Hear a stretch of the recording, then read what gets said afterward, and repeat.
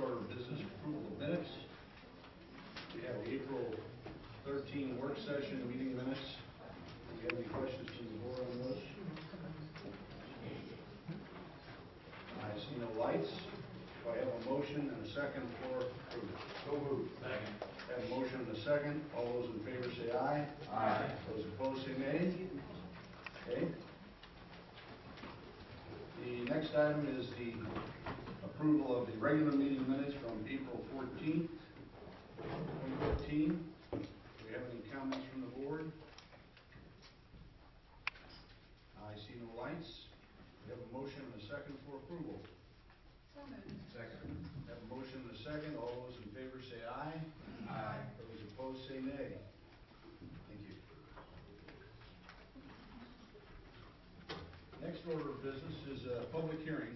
This is a public hearing for the Party Gardens final development plan, an ordinance approving the final development plan for Party Gardens and authorizing the city clerk to execute the final development plan. Do we have anybody in the audience that would like to comment on this, as it is a public hearing?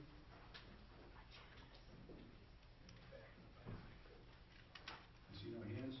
How about members of the board? Anyone from the board have any questions regarding this? Okay. I see no lights. With that in mind, we'll ask for a motion to close the public hearing. So moved. Second. Have a motion and a second to close the public hearing. All those in favor say aye. Aye. Those opposed say nay. Okay, I now need a motion for a first reading. So moved. Second. I have a motion and a second for a first reading. All those in favor say aye. Aye. Those opposed say nay. Okay. Bill number, please. 1479. Bill number 14-79.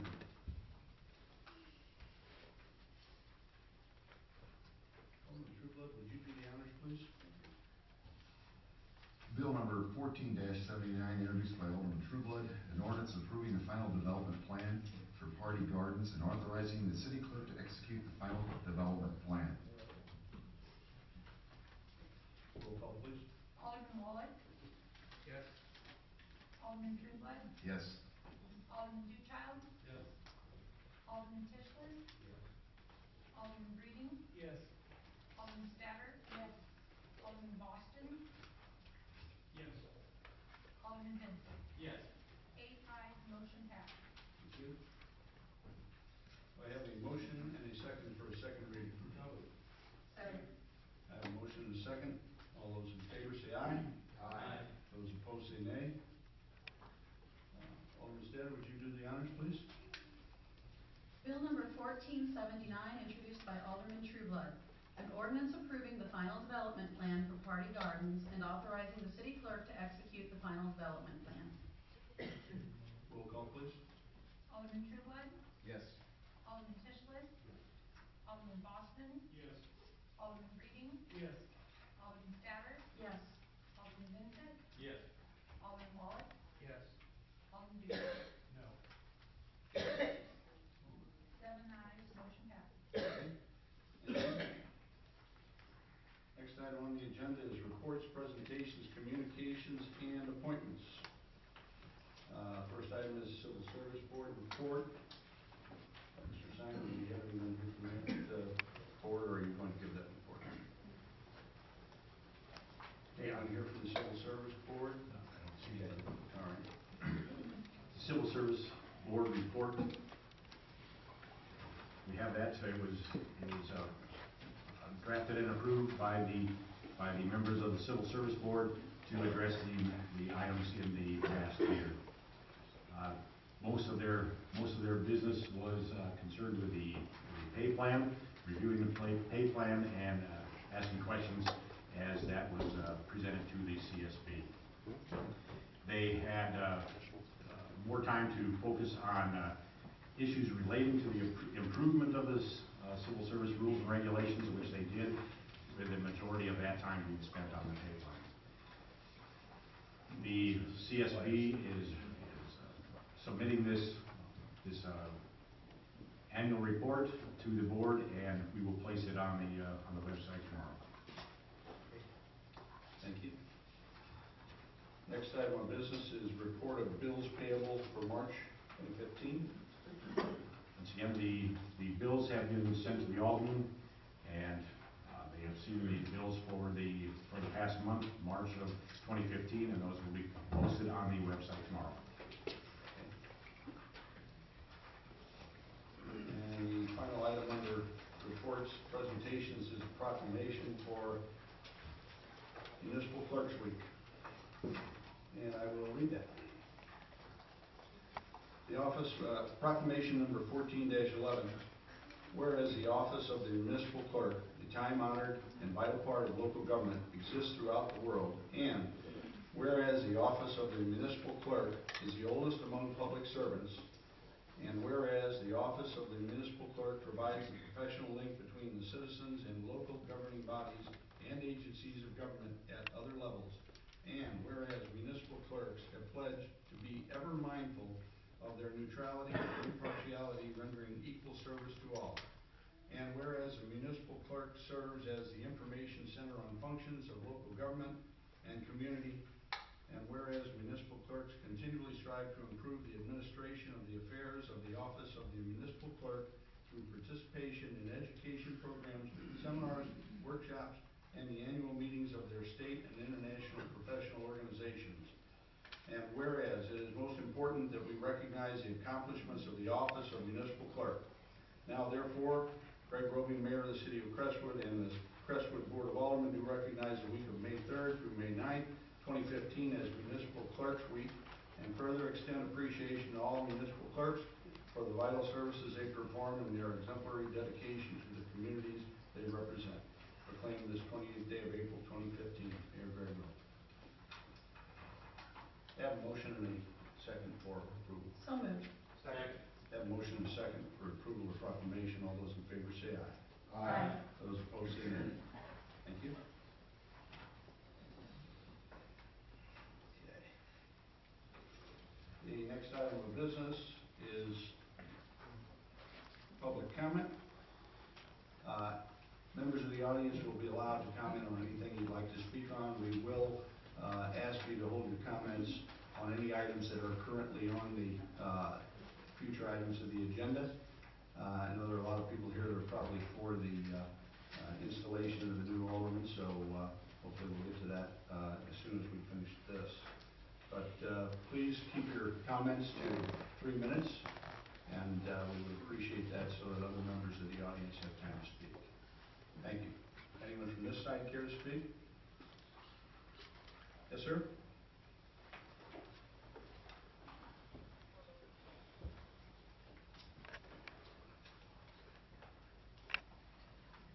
Sir, please state your name and address for the record. Jerry McDowell, 7942 Camelot Lane. I have my comments, and I'll keep them within the 3 minutes. Thank you, sir. The first quarter financial report is on tonight's agenda. Did I miss the presentation of the fourth quarter 2014 report? Please answer after I sit down. To the Board of Aldermen, be careful of what you vote for tonight. Section 2 of tonight's resolution gives the mayor and the city administrator the power to negotiate with the developer without further discussion with you or anyone else. On the proposal, several items warrant discussion at a town hall meeting with the developer. First is a proposal for 225 apartments. Limburg Superintendent has already called it the worst scenario for Limburg schools. To that I merely add it's also the worst possible scenario for the city. Second is the TIF amount. Giving Urban Street a $28 million TIF is essentially giving Crestwood Malls 48 acres of land and some $4 million in change to Urban Street for nothing. Third is the lack of signed tenants. Fourth is the item which I feel is flying under the radar, one that I am concerned about because of the negative financial impact on the city, and that's the proposal for a full-line grocery store. Simply stated, every sales tax dollar a full-line grocery store in the TIF district takes from the Crestwood business costs the city 50 cents. This is the single largest project in the city's history. I ask each alderman who will be on this board at the end of tonight's meeting to get together and call a town hall meeting for your ward before Memorial Day. Pair up or go it alone if you prefer. Finally, Mr. Mayor, for the past 10 years, I have always given you the benefit of the doubt, but no more. You have pushed me over the brink. I listened to the audio of the April 14th Board of Aldermen meeting, which you announced you were changing the rules for public comment at Board of Aldermen meetings, and wherein you quashed the thought of having a town hall meeting to discuss Urban Street's proposal. You circumvented the customary town hall meetings because you say they are no longer popular, and the auditorium at Whitecliff Park is not large enough to hold all residents in the city. It's a lame excuse. If you stop and think about it, it's also double talk. If capacity is a problem, the solution is simple: town hall meetings. It appears the city now operates under the Roby's Rules of Order. Thank you. Thank you. Anyone else on this side care to speak? Yes, sir.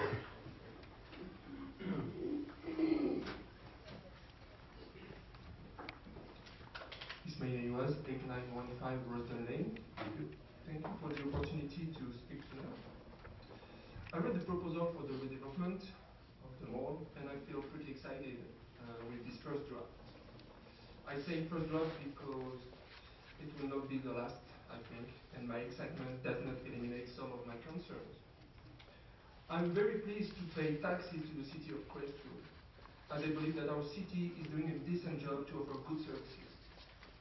And I encourage everyone to check how little the city of Crestwood, compared to other cities, is taking and the service we get for that money.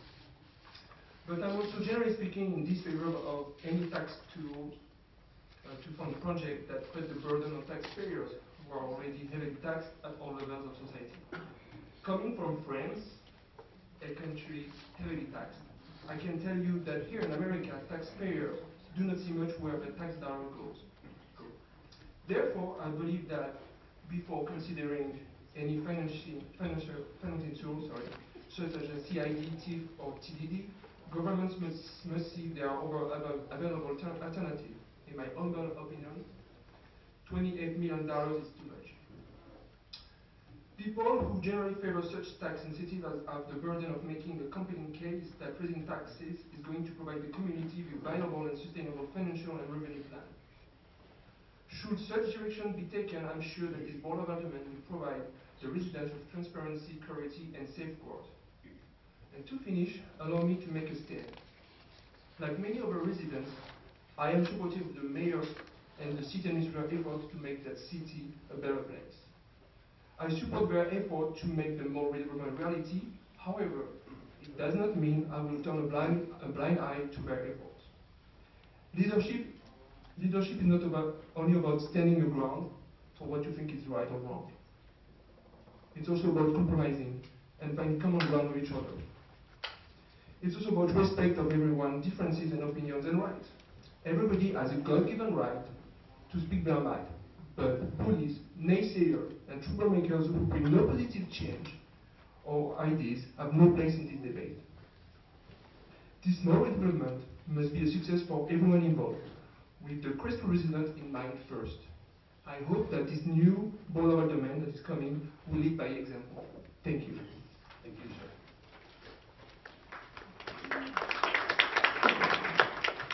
Anyone else on this side care to speak? I see no hands here. Anyone on this side care to speak? Yes, sir.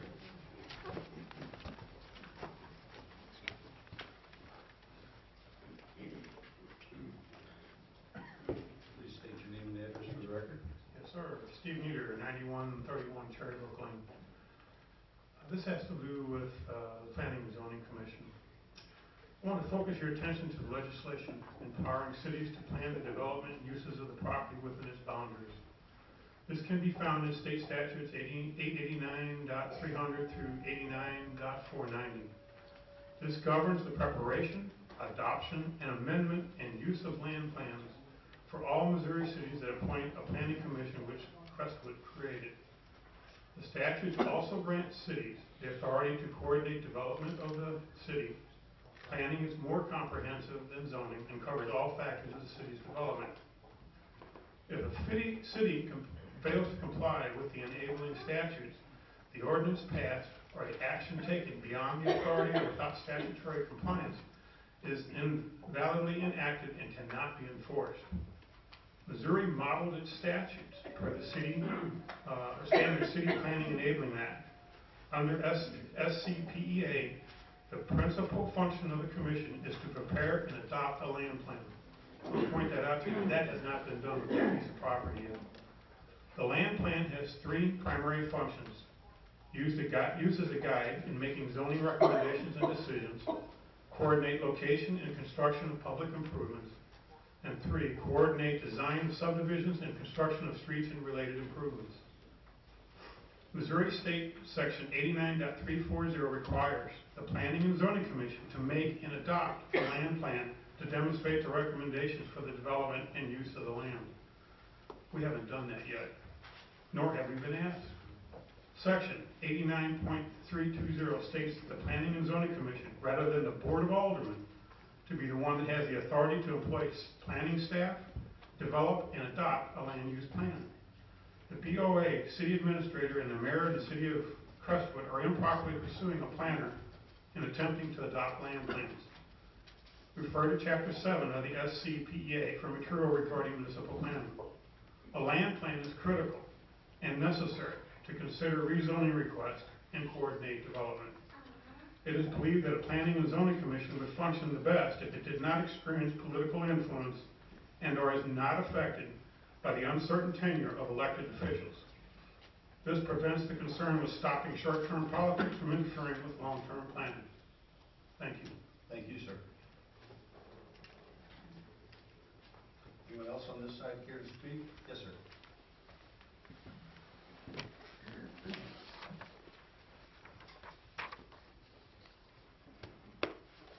Sir, please state your name and address for the record.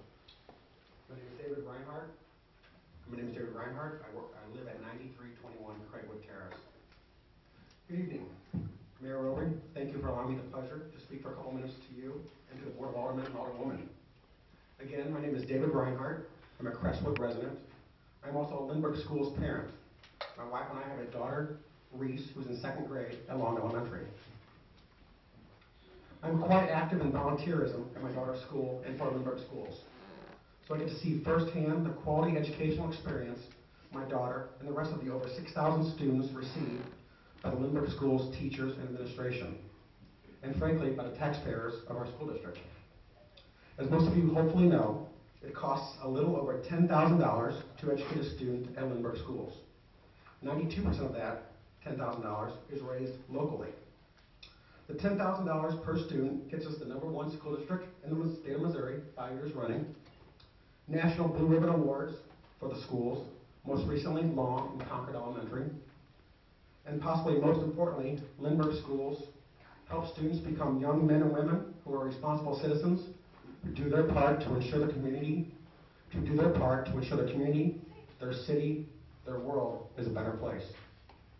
My concern this evening is Urban Street's request in their proposal for close to $28 million in tax increment financing, the 225 residential units, and how those relate to Lindbergh Schools educating those potential students who will live in those units and come to the community schools. I am 100% for public education and that every child gets a quality education that they deserve.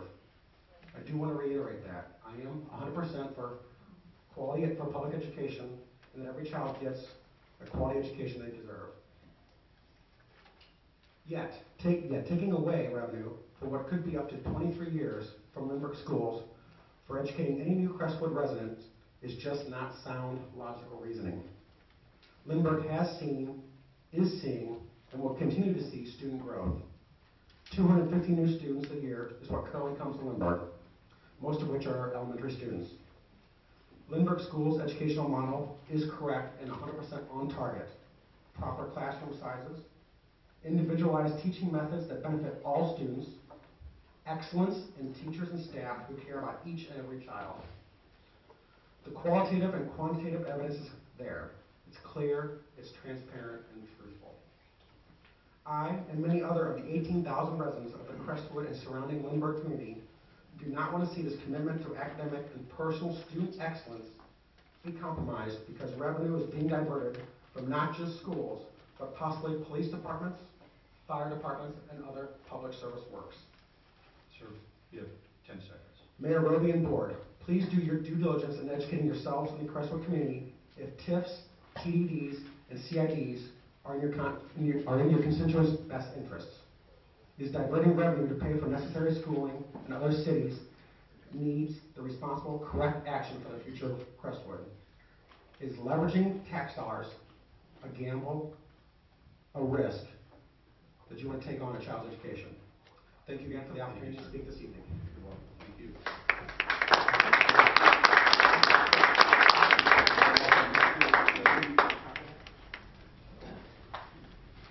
Sorry, reading. Apologize for my dress. I came Please here state late. your name and address for us, sir. John Rahoy at 823 Wildwood Circle Drive. I have a couple of comments. Most of them were said by the gentleman before me. My biggest issue is we have a company that bought this property for $17.5 million less than the company before them. And yet we want to consider giving them $28 million to build.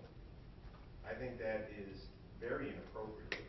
If they want to come in here and build and construct and do what they want to do, then either give them the $28 million but no apartments, or give them the apartments and no $28 million. But the point that was made by that gentleman is absolutely accurate, folks. It's a double whammy for the school district. It's a double whammy to everyone that is involved in the school district. And although that is not your priority number one, it should be considered. And I don't understand the issue with saying, we're going to give you everything you want just because people perceive us to be desperate to redevelop that property. So I'm asking you to consider what I've just discussed, that we have a company that has bought this for next to nothing, considering what business. We ought to consider seriously giving them an option, or at least having them come back with something different. Please do not just accept this initial proposal. I think it's not a wise decision. It has nothing to do with whether they're one-bedroom apartments, two-bedroom apartments, etc. But you do need to consider what we're doing and why we're doing it, all right? And desperation cannot be the building block of decision-making. Thank you very much. Thank you, sir. Anyone else on this side? Yes, ma'am. Sir, please state your name and address. My name is Jennifer Bird. I live at 9244 Laurel Hill. Thank you very much for allowing me the opportunity to speak this evening. I've got several points to make concerning the redevelopment. The city is entrusting one of the most consequential decisions to a board that has been in office less than an hour. So what's the rush? The city does have at its disposal special and bond counsel, planner, its own urban planner. So why deprive the new board of their professional expertise? And shouldn't the new board hear from the hired professionals first before making any decisions on redevelopment?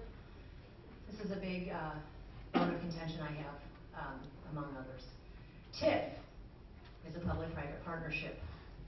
If the public is to be an investor, by virtue of your decisions, which is by force to us, then the city needs to give the public the opportunity to perform its due diligence, and that takes time. Also, if the public is to invest in the redevelopment, why is it being required to vote on a half-baked plan? Of course, the developer uses evolving, but we know that's just a euphemism. Why not wait until we select the developer why not wait to select the developer based on a final plan? The public is the loser in this deal because the developer is committed to no particular plan, but the public is committed to the TIF, and as a result loses a key negotiating tool. A huge problem with that. And this so-called evolving plan looks an awful lot like another piece of legislation that was passed before its entirety was known and understood. To me, this is like, the stool sample approach to passage. You have to pass it to see what's in it. I want to know what's in it before it's passed and before we put our dollars on the line. I think that's just a requirement. I mean, would you sign a blank mortgage? Because I would submit that you wouldn't. Would you sign a blank lease on an apartment, or likewise a lease on a car that's blank, that evolves? You know, my son's involved in chess through Lindbergh Schools. There is no way that the chess team would go out and engage in a game and then change the rules as the game progresses. That's not going to happen. So in this case, you know, if you wanted to sign a blank mortgage, that's certainly your prerogative, but in this case, it would be on us, and we're the tax-paying citizens of this community, and I think it's irresponsible to do that. And finally, save the best for last, right? The TIFs take money away from school districts, which in our case is one of the biggest reasons people move to this community. As Mr. Reinhardt so aptly stated, we're #1 in the state, factually, 5 years running. So no way would I want to support any type of a private enterprise that's going to take money or reduce the amount of money we use to support our school districts. I'm absolutely opposed to that. As far as the 15 seconds, please. plan, okay, using TIF, tax increment financing, TDD, Transportation Development District, and CID, Community Improvement District monies, that represents 28% of the total estimated costs. It's been my experience that costs that are estimated are always low. Thank you. Thank you so much.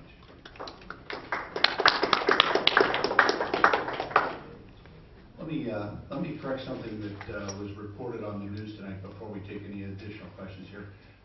Channel 5, before I came in here, stated that the city of Crestwood was going to take a vote tonight on the proposal for the mall, and that is incorrect. We are not here for that tonight. We are here tonight to select a developer of choice for the property. That is the extent of what we will be conducting tonight with regards to redevelopment business. So just want to make that clear. Yes, sir. Robert Johnson, 97 Howard Glen Crook. I would be brief, very blunt. After good salesman, would be brief and be gone. I'm a 56-year resident of this town, minus 4 months. I have nothing against the Lindbergh School District. I know they're very, very good, except they're thumbing their nose at us. All these broken schools around here, did they get any help from Lindbergh? No. We saved them millions of dollars. They don't expect it. They want more. I'm telling you this, because when I was mad when a lawyer spoke and said, don't tell us what to do or to belong to school. That was too doggone blunt. They wouldn't let us have a say on it whatsoever. Look, folks, we got to work this out. I've said it before and I'll say it again. Cooperation is not capitulation. End of conversation. Thank you, sir. Anyone else on this side care to speak? Yes, sir. Please state your name and address, sir. Hi, Jeff Schlenk, 1228 Capri.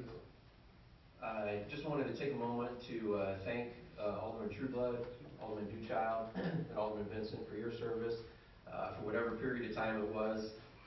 I think that whether you're here a day, or whether you're here a year, or whether you're here for 3 years or 9 years, or if you add it all together, what you get up to, Alderman Trueblood, was it 12 or 16? You know, and times have changed.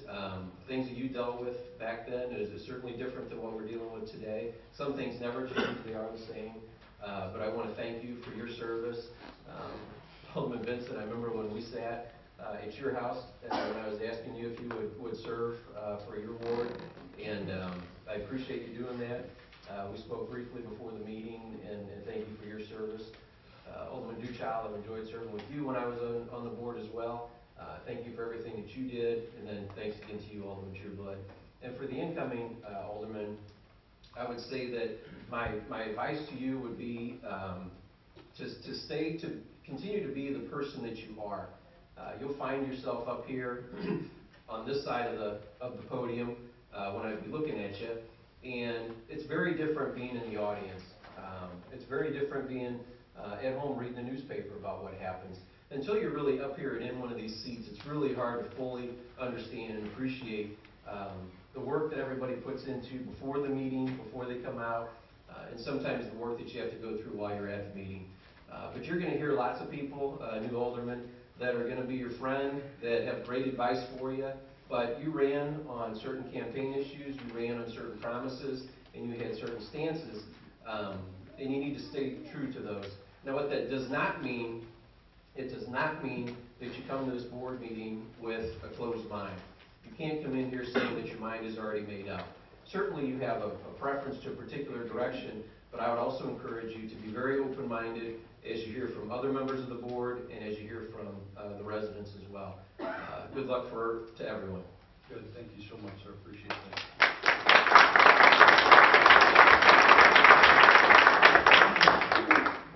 Someone else on this say yes, young man, would you please come up? Yes, sir. I'm sorry, I thought there was a gentleman back there with you, but you're okay, come on up. That's all right. Hi. Hi, please state your name and address, please. Diana Cudini, Pull that 9705. mic down for you, man, so we can hear you. Diana Thank you. Cudini, 9705 Twin Crest. I live in a subdivision that is directly behind Crestwood Mall for 19 years. And in the beginning of living there with my son, who was 2 at the time, Crestwood was booming. You guys need to do something, because my friends have come down Watson and to come to visit me and looked at the mall and they're like, it just, I'm sorry. Pardon English. We have to do something, and we have to do it soon, because it has been nothing for how many years? My daughters are just turned 12. I would like for them to have a mall and a movie theater and somewhere to go when they're old enough to do that. My son, who's 21, I had to drive him to South County. And once he started driving, where did he go? He went to South County, when he could have just went around the corner from his house. So, please, let's get something done with our dead mall. Thank you, ma'am. Thank you.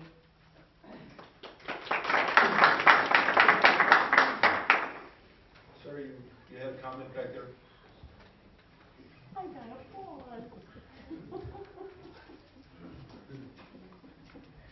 Sir, please state your name. Robert Miller, 8915 West Haven Court. Many people here have eloquently talked about the Lindbergh School District, this TIF stuff. Now, this urban street development, they have never done a general redevelopment. They've been in the city, 5 or 6, 7 buildings, multi-million-dollar construction, reconstruction. The city will give a TIF to anyone, irregardless of. They'll give it to Laclede Gas to move them from where they are now in the city, right next to the ballpark, the General American Life Insurance Company. They've done the same thing many times. They have no concern about moving poor people north, giving it to geodesic, whatever. I tell Urban Street they should not take $28 million, a large portion of it, from our great Lindbergh School District. That's wrong. That's wrong. It's going to decrease the quality of this great institutional magazine. And all these board members were against this TIF because they know they're taking money out of the quality education of the kids. And that's what keeps good quality people moving in here, the education system. As soon as it starts declining, we're not going to get the good quality people that we're getting here now. They're moving because of the education here. Somebody mentioned $10,000 or $12,000 per student. That's true. $13,000 or $14,000 for Clayton or the areas out there, and we have better quality education at a smaller amount. They have a great superintendent. They have some new great board members, and they're against this. They're against it, and they should be. And you people should have something to say about taking money from the taxpayers, blighting an area, and giving it to the pockets of a developer. We're just stealing money from the taxpayers, the school board, and we're putting it into the pockets of this urban street development people who somebody said, yes, they got that piece of property for a steal. S-T-E-A-L. And now they're gonna start stealing from the taxpayers and the school district. Thank you. Thank you, sir.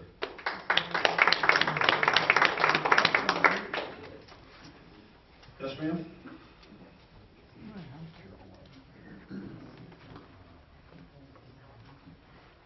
Please state your name and address. 26 Drive. I would like a clarification of the TIF. It's my understanding that a developer can't just come and ask for a TIF, and it's up to you guys to decide whether or not to give it to them.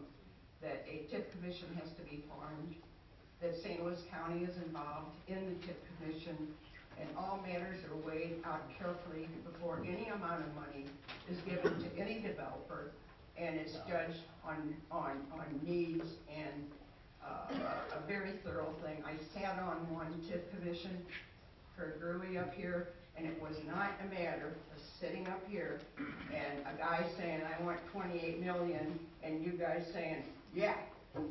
So I think sometimes people are getting more overworked about a TIF when they really don't, in my opinion, understand that it's a long process. Yes, ma'am. Thank you. Thank you so much.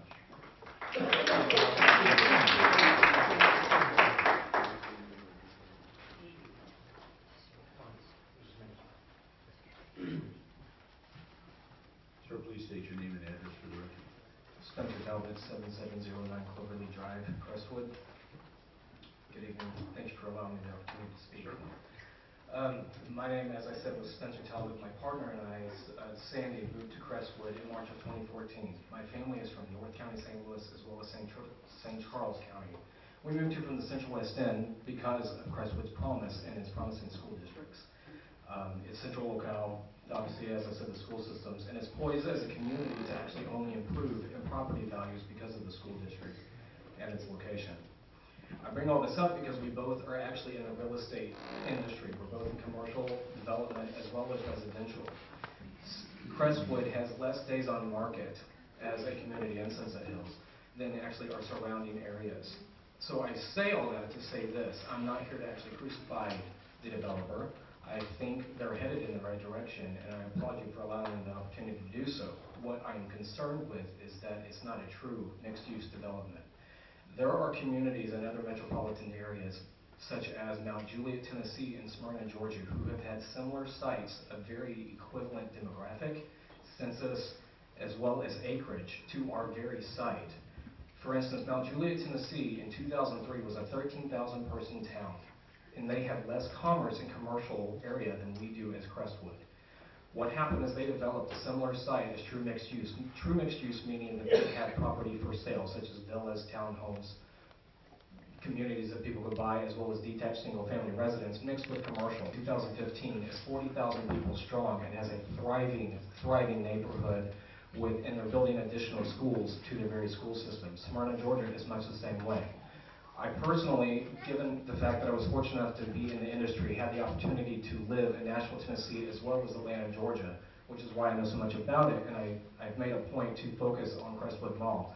I have to say, the Planning Commission and the zoning office here in Crestwood has been a great help to me, and I have reached out to Urban Street once it was announced that they had purchased the property multiple times, just to get their ear on what they plan to do with the site. Just for a little bit of insight is what I think could bring a lot of commerce dollars back to our community, as well as residents to our community, to continue to thrive Crestwood.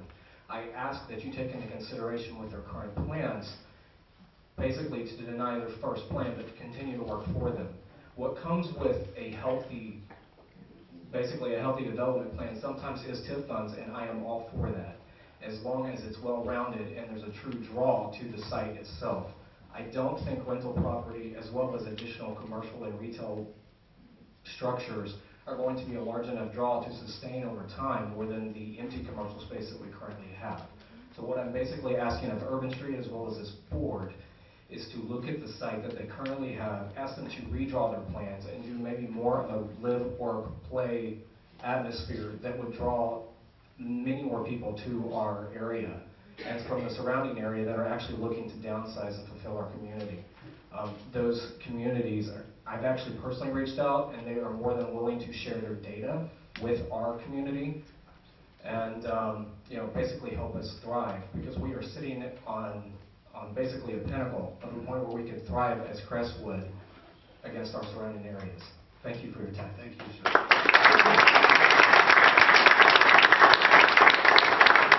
Anyone else on this side? Yes, ma'am. That are taking time. It feels very rushed, and it feels like you guys are rushing into a decision without a lot of information. And I just moved here in June of 2014. I've jumped in and I already serve on a beautification committee here in Crestwood, and I have very vested interest. I want to be here until I die. I never want to move. But I really don't want to see a halfway thought out plan be built behind my house, because it's not going to do any good in the long term, and I'm not sure that the plan that they proposed is all the way great, and I know none of you really do yet either, but I feel like it's being ramrodded through. I feel like it's being rushed, and while I very much don't like an empty mall, I don't want to see an empty development that we paid a lot of money to bring into this community. So just please take your time. Thank you so much. See no further hands? Oh, yes, sir.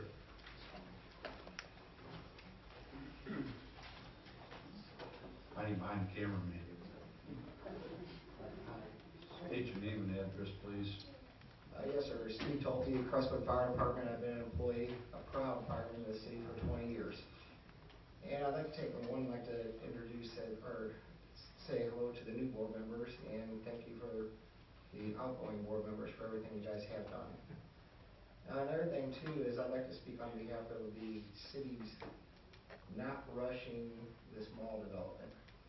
And I understand everybody's concerned about, you guys are rushing into things, and that's not true. I know that there's been a lot of due diligence over many years to try to redevelop this mall. And as far as Lindbergh School District goes, I love Lindbergh School District. I mean, I feel like I'm part of the city because I've worked here so long. I hope that everybody understands that out of a 225, unit complex that would come in, that doesn't say that everybody's going to have that many children in there. As far as, putting an influx onto the Lindbergh School District. So I just kind of hope that everybody kind of looks at, maybe developing this model will bring a lot of tax revenue and dollars back into the community that you guys have been working so hard to do, and kind of look at that perspective also. And out of the children that will be there, how many of those will go to a private school? Not necessarily put an influx onto the Lindbergh School District. So I'm just up here as a personal thing. I'm not representing anybody but myself as an employee of the city for so long. And I've seen the city in the booming days. I've been, with the city through the, not so booming days here. And I do see a great development happening. So I'm 100% support of this board. I just want to thank you guys for all the time and effort that you are putting into this. So that's about it. Thank you. Thank you so much. Okay. See no other hands. So we will close the public comment and move on to our next item, which is the zoning board report. No report, Your Honor. Okay. Homestead, do you have something? Would you like to? Okay. All right. City Administrator's report and associated bills. Thank you, Your Honor. The item on the City Administrator's report for this evening is the first quarter financial report. And Mr. Rick, the finance officer, will present that report. Thank you, Mr. Mayor and Board. I know you have a Could you hold that microphone closer to you, please? It doesn't pick up very well. There you go. Thank you again, Mr. Mayor and Board. Is that better? Yes. Okay, Speak great. into it. I'm well aware of how much business you have this evening, so I'll be as brief as possible and certainly answer questions at the end. My purpose, and before I start in on first quarter, let me comment. There was a question earlier about the availability of the fourth quarter 2014 report. And as most of you know, we are still in the process of conducting the field work portion of the city's audit. When that field work is complete and the audit, is completed and ready for presentation to the board, we will at that point have enough information to be able to sell.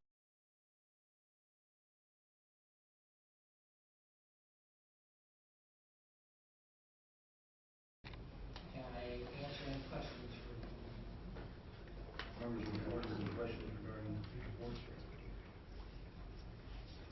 I see no lights. Mr. Simon, would you care to? And the report will be posted on the website tomorrow. Okay. All right. Next item on the agenda is perfection of bills. I see none. Introduction of other bills. I see none. Reports from the mayor, board members, and city attorney. Alderman Breeding. The park board met last week. We actually had a presentation from the group that is designing the amphitheater down the road. The design was great. The park board was very happy with it.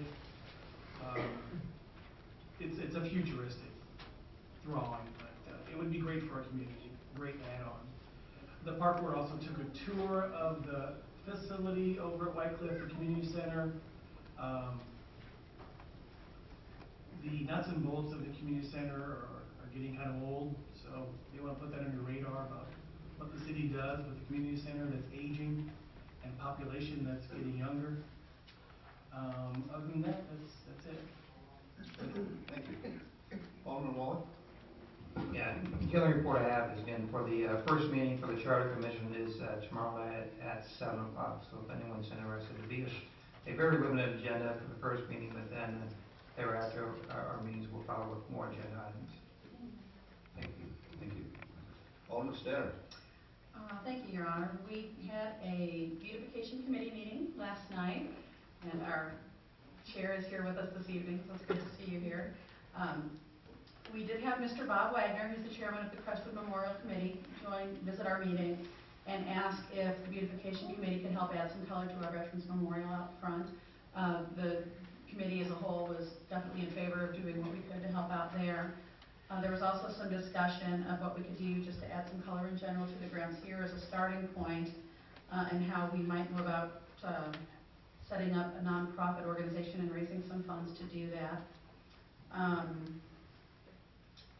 Let's see, the new owners of the mall property very kindly are donating some dozen or so very large planters to our group to use throughout the city. So we're working with the Parks Department, coming up with some ideas on where we might use those. They're also allowing us to go in and dig up all of the hundreds and hundreds of jonquils and daffodil bulbs that are there. So we've reached out to one of our local scout groups to see if they would come out as a service project and help us get those all dug up sometime in the next month so that we can reuse them throughout the city.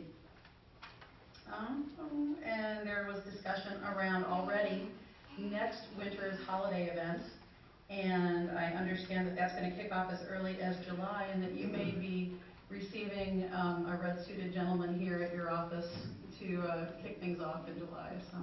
Great. That's all. Great. Okay. Alderman Trueblood. The Crestwood Memorial Committee met the third Thursday of this month, which I believe was the 23rd, in which they discussed again the upcoming Veterans Memorial Day ceremony of November 10th between 2 o'clock. I should say starting at 2 o'clock. Again, this event will be celebrating all the female veterans who have served in all different conflicts of our country, or out of conflict, I should say, and are now no longer active or have retired. It will be a celebration of that.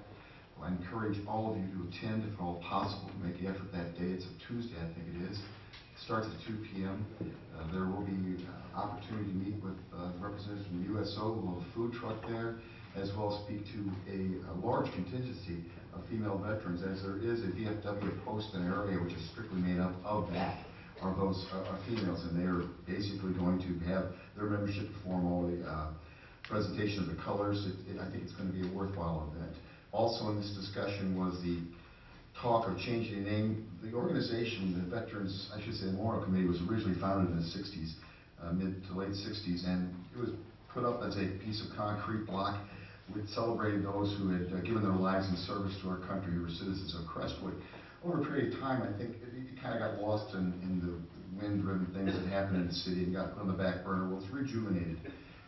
active now in participating in helping veterans locally, not necessarily strictly at Crestwood, and they are not funded by this city. Their taxpayer dollars don't go to one bit of that. Their activities is all self-funded, and to that I commend them. But they are talking about fundraising opportunities, and anytime you can help them with that, I greatly appreciate it, as I'm sure they would as well. Also talking about changing their name to the Crestwood Veterans Memorial Committee or organization, which allows them some internal changes and different staffing arrangements. So that ends my report. Okay, thanks, sir. Alderman Duchamp. Yes, sir. Alderman Boston. Alderman Benson. Yes. Your police board met a week ago, Monday, April 20th. The entire committee was present and heard the chief's crime report really for the last 3 months. They had not met since January, and we're pleased that Crestwood continues to enjoy a very favorable and low crime rate. One new police officer has been hired. This person is a 15-year veteran. And talking to the chief privately, he was commenting on some of the recent younger officers that have been hired. He told me privately that these people are proving to be very, very good people. We had one employee resignation, looking to fill that position. This person left because her husband took another job and moved to Florida. Pleased to announce that the 2 board-approved budgeted police vehicles have been ordered, and the rumor on the street is they're coming soon. And finally, one of our long-term, now retired police officers has been contracted to come back and fulfill the duties that were pleased in our school districts with the DARE program. The next police board meeting will be May 18th. And Mr. Mayor, if you'll indulge me for several minutes, since this is my final meeting as an alderman, I would offer these final prepared comments. Alderman Benson, would you like to do that now, or I was going to give each one of you an opportunity to speak before you left? Yes. I'll do that now since I have the chair, please. Go right ahead. I offer these prepared comments to our citizens and especially to you, my colleagues. It has been a distinct honor to serve on this board as I did decades ago. I really have only 2 regrets as I depart. The first regret is that I have not taken the chance to apologize face-to-face or by a letter to Mr. Robert Hahn. With 5 words, I interrupted Dr. Hahn during a meeting, and that was impolite. Mayor Roby that night gave me a very stern look, and I deserved it. Mr. Hahn, I apologize for interrupting you that one evening last fall. The other regret I have regards the repeated and many times, in my opinion, unwarranted criticisms that come only from a handful of citizens, generally targeted at Mayor Roby, Mr. Simon, our city attorney. I faithfully, on your behalf, heard and tried to investigate every one of those accusations this past year, and I continue to feel that these 3 individuals serve Crestwood with competence, dedication, and integrity. I judge that most of the population of Crestwood probably understands this. I judge that most of, I do, however, not regret that I differ with some of what I call our half-dozen constant Crestwood complainers. I will listen to them, and they have a right to speak. I do regret that I was not more patient with them, and I encourage the new board to strive for that level of patience and respect. As I thank you, my fellow board members, for your service, I again state to everyone that it is our Crestwood City staff that does all the heavy lifting in our city. They are hardworking. After 40 years, I'm working on you, Mr. Deutschman, I'm behind you. But after 40 years, my wife and I feel this is still a great place to live. And to you, you lead now in this positive momentum to continue our city's fine services while all the time working patiently to address long-range capital needs and, as we heard tonight, much-needed redevelopment. Board, mayor, and staff, I encourage you to keep up the very fine work. Thank you, Mayor. Thanks, sir.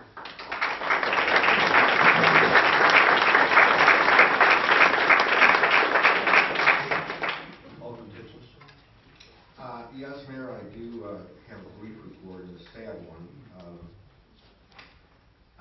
We lost just a few days ago, or several days ago, a former member of this board, going back many decades, Xantha Lippert-Weavers. And I attended her visitation the other night, and Zan, when I first moved to Crestwood, when she found out I was here, she welcomed me. She was excited to see that, I was interested in serving Crestwood at that time, getting on the sign commission, and she was a great encouragement to me to get involved in our community when I first moved here.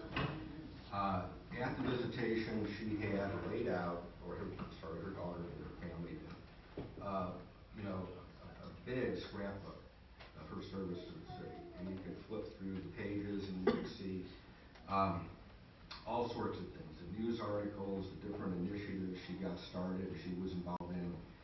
She served, I believe, from like 1971 to about 76. And interestingly, one of her big, her pet project was beautification. And she took it seriously. She wanted to lift Crestwood up visually. And what she did to accomplish that was to bring together and work with the various Crestwood Garden Clubs and the Association of Crestwood Garden Clubs, plural. It was an association, apparently a very active one. So some of the older folks in this room might recall this. But through their efforts, primarily volunteer efforts, a lot was accomplished. And there was a photo of Zan there planting a sapling on Watson Road, I believe one of 75 or 80 that were donated by the Missouri Department of Conservation. So again, she was active on the board. She was also present and approved the contract for the building of the community center. So she was very proud of that. And she was also proud of her initiatives, I know, in the area of recycling and waste management in the city. So definitely a huge loss to the city of Crestwood. I wanted to pass that along because she certainly deserves that recognition. So, and one other thing too, Mayor, and I would say too, if the beautification committee gets around to a significant project of some kind, consider naming it after her. I mean, this woman really dedicated herself for many years to that type of work. One other issue, and I know I received an email today from Dan Gardner over at House C. Levine, and I believe there was communication, Mark, back and forth with you and him concerning providing some information, some questions. I don't know, Mike, maybe you had some questions that you wanted answered, and just an email, wanting to clarify things and saying that he does indeed want to provide information. He didn't receive that particular email, though, with those questions. So I assume he has now, hopefully. But I told him I would pass it along at the meeting tonight because the firm is very motivated to work with the city, he tells me, and is willing to answer any and all questions from board members. And I believe I might have passed along a copy of this presentation, I hope. Maybe, I think I received that. I don't know if perhaps everybody else did. So I just wanted to note that. Thank you. Yeah, sir.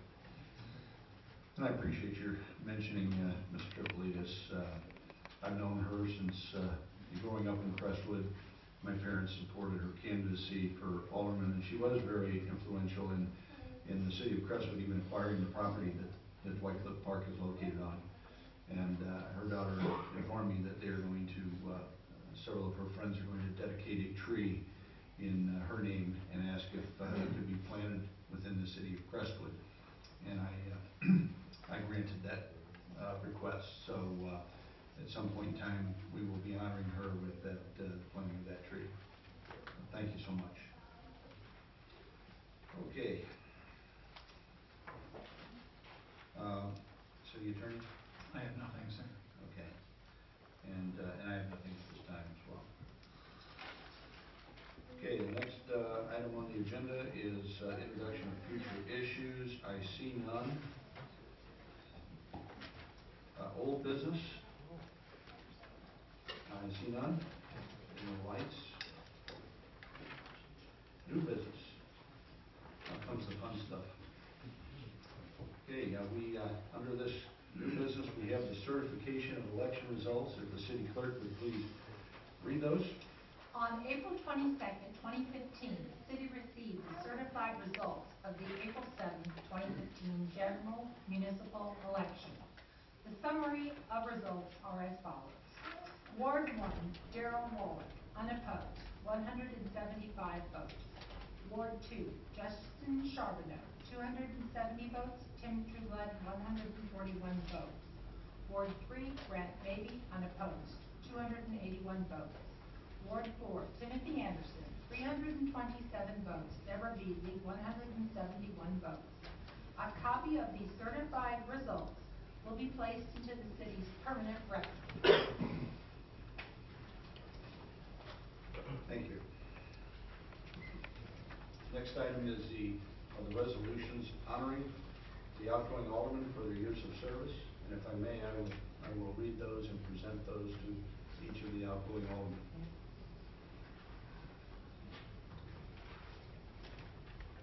The first recipient is Alderman Paul Duchow. Whereas Paul Duchow was elected to the Board of Aldermen in April of 2009 and has served continuously since that time as alderman from the 3rd Ward. And whereas he has served on various boards and commissions, including the Park Board from 2009 to 2010, Ways and Means Committee from 2011 to 2013, and the Business License Review Committee from 2012 to present.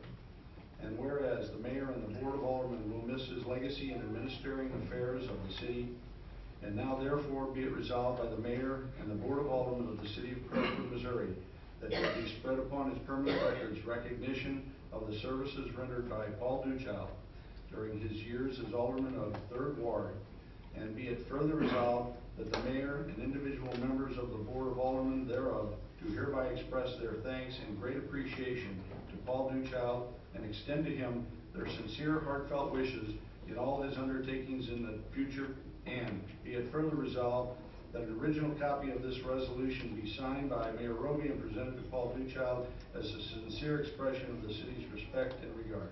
Adopted this 28th day of April 2015, resolution number 1502. Alderman Duchow.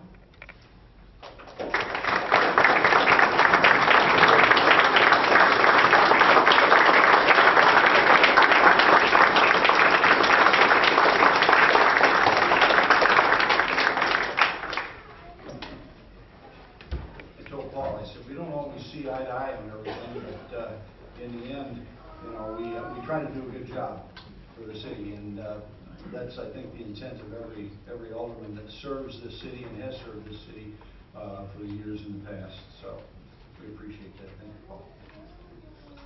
Next resolution is to. Did you want to say anything, by the way, before I go further? Beep. Thank you, Mayor. Go right ahead. I'll the 3 minutes. So I just want to thank the residents of Ward 3 for allowing me to let them serve them, and good luck to the next board. Thank you. Yes, Alderman Texas. I have some comments just Sure. regarding Alderman Duchow. Thank you very much. Before Alderman Duchow leaves the dais tonight, I would like to say a few words. It has been an honor serving with Alderman Duchow. He has been a model public servant. How do I know this? Because Alderman Duchow has treated every citizen who's come before this board with respect, regardless of their views.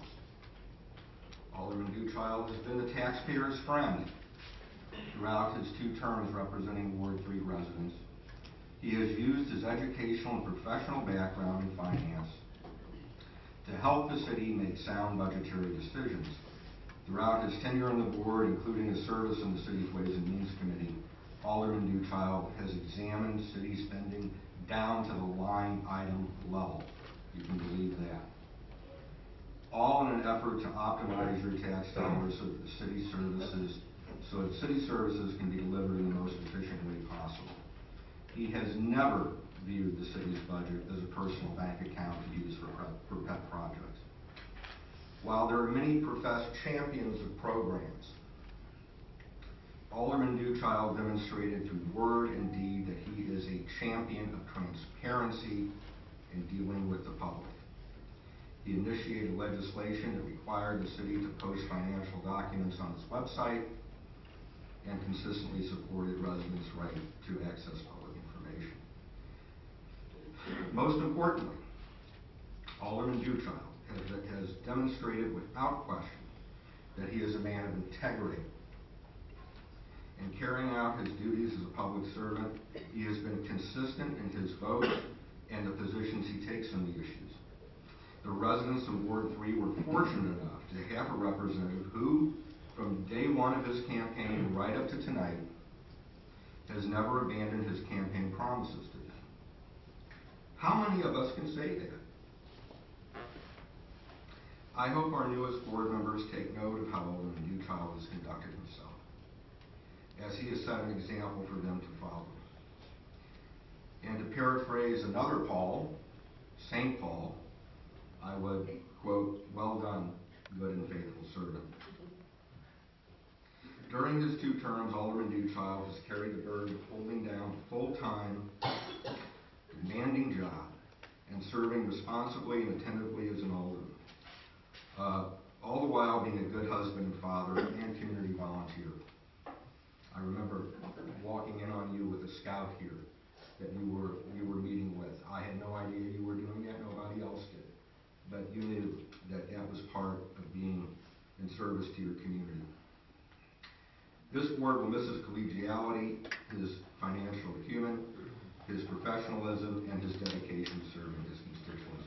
In closing, I would like to thank Alderman Duchild for being a good colleague and friend. You will be sorely missed. Thank you.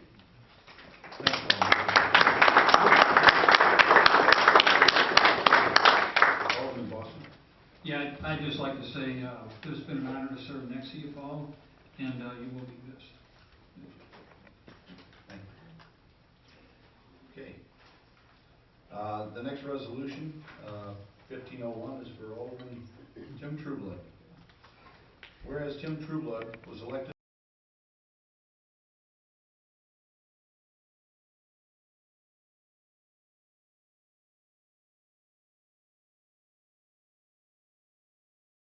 the Board of Aldermen in April 2012 and has served since that time as Alderman from the 2nd Ward.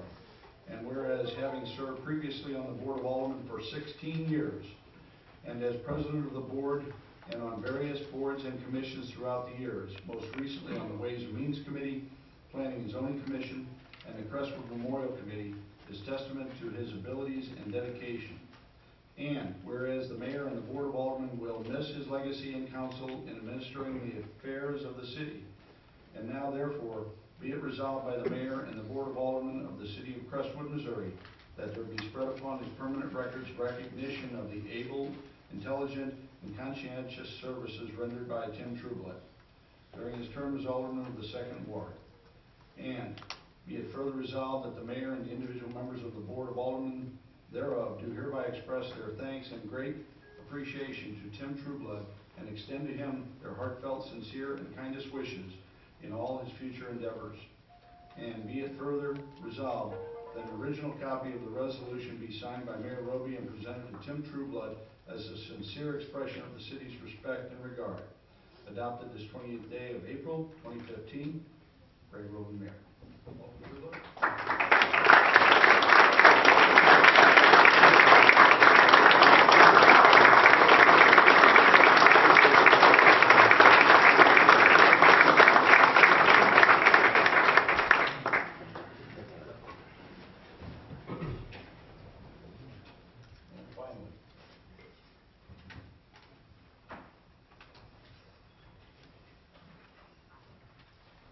Mike Vincent. Resolution number 1503. Whereas Mike Vincent was appointed to the Board of Aldermen in April 2014 and has served since that time as Alderman from the 4th Ward, and whereas having served twice before on the Board of Aldermen and on various boards and commissions throughout the years, most recently on the Police Board, is testament to his abilities and dedication. And whereas the Mayor and the Board of Aldermen will miss his counsel and assistance in administering the affairs of the city, now therefore be it resolved by the Mayor and the Board of Aldermen of the City of Crestwood, Missouri, that there be spread upon permanent records recognition of the able, intelligent, and conscientious services rendered by Mike Vincent during his term as Alderman of the 4th Ward.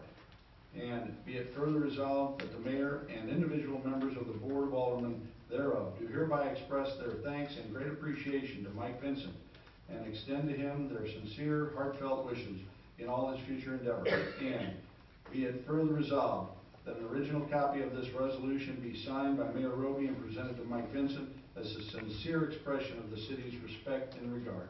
Adopted this 28th day of April, 2015, Craig Roby, Mayor. Alderman Vincent.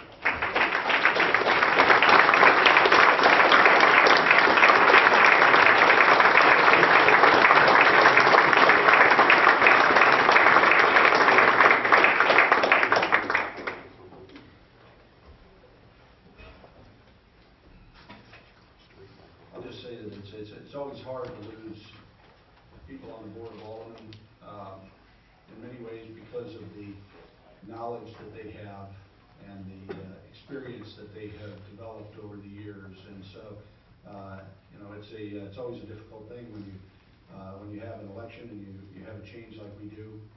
We certainly welcome the new members and encourage them to jump in and become the same type of leaders that these gentlemen have been to the city. So we thank you, gentlemen, very much.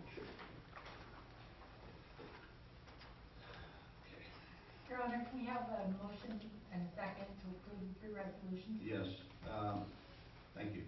May I have a motion and a second to approve the 3 resolutions? Second. A motion and a second. All those in favor say aye. Aye. Those opposed say nay. Thank you.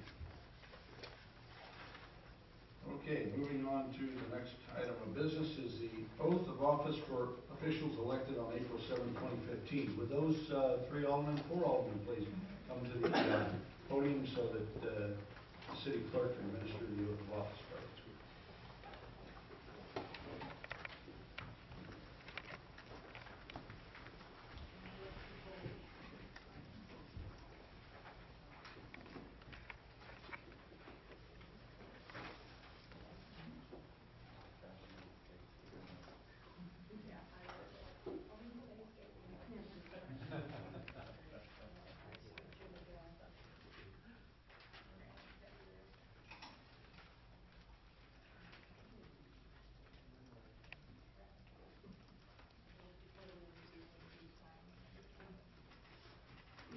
Sheila, would you step to the mic so you can be heard for the public record?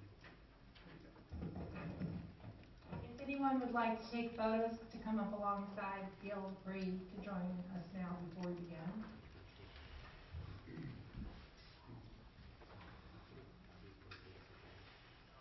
It's an honor to swear you in, gentlemen, and we welcome you and thank you very much for coming forth to serve our citizens. If you'll raise your right hand and repeat after me. I do solemnly swear that I possess all the qualifications prescribed by law for the office of Alderman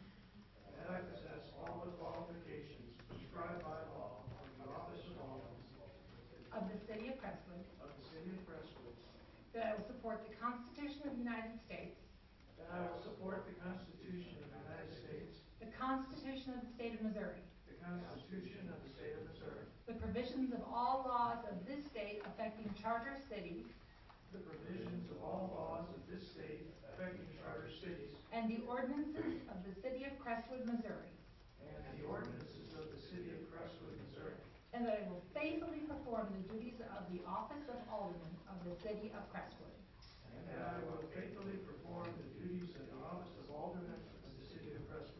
Congratulations.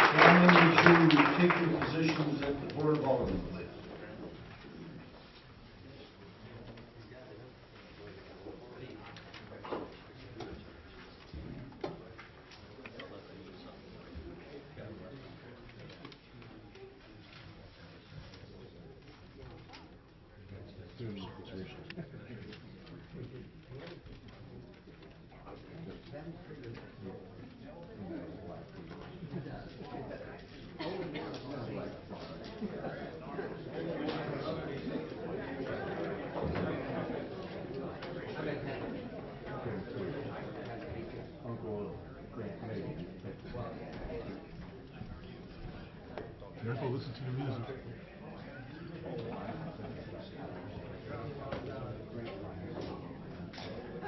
Oh, we need company. We have the cover for that, like that. Mark.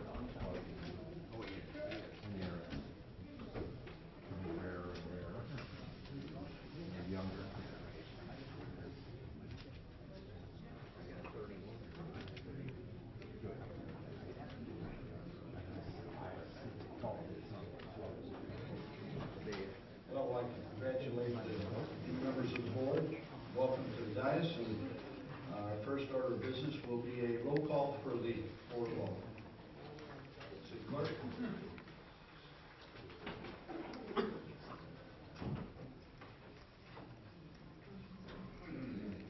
Alderman Breeding. Here. Alderman Wallach. Here. Alderman Scott. Here. Alderman Charbonneau. Here. Alderman May. Here. Alderman Boston. Here. Alderman Anderson. Here. Alderman Tishless. Eight are present, sir. You have four. Great, thank you. Next item of business is the selection of the president of the Board of Aldermen. Alderman Tishless has served for the past year, and sir, thank you so much for your yeoman's job, and appreciate your counsel. Thank you so much. Do we have anyone wishing to nominate someone? Alderman Wallach? Yeah, thank you, Your Honor. I would like to nominate Alderman Statter, if she's willing to accept the nomination. Alderman, maybe did you have a nomination? I'd like to nominate Alderman Wallach. Okay. I'm going to decline. But thank you. Alderman Tishless? I would like to nominate Alderman Boston. Okay. Right. Okay, so we have Alderman Charbonneau. It's going to take me a while because True Blood's name is still. You're fine. It's up in, I'll rescind my nomination. All right. Okay, so we have a nomination for Alderman Statter. Do we have a second? Second. We have a motion and a second for Alderman Statter. All those in favor say aye. Aye. Those opposed say nay. Okay, Alderman Statter, congratulations.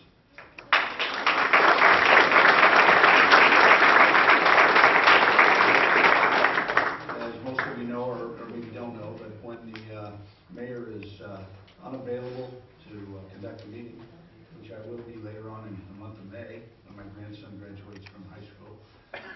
Lindbergh's graduation happens to be the same day as our last Board of Aldermen meeting, so she'll have her first opportunity to fill in for me.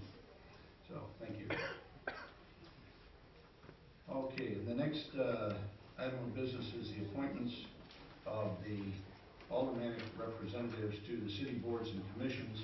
I earlier sent the board some recommendations, and I checked with several individuals to see if they had any objections. I'm assuming there were none, since I have not heard back from anyone. And if you do decide that a board's not working for you and you need to switch with someone, that's not a problem, you can do that. But we needed to make some appointments because the members that left the board had certain responsibilities.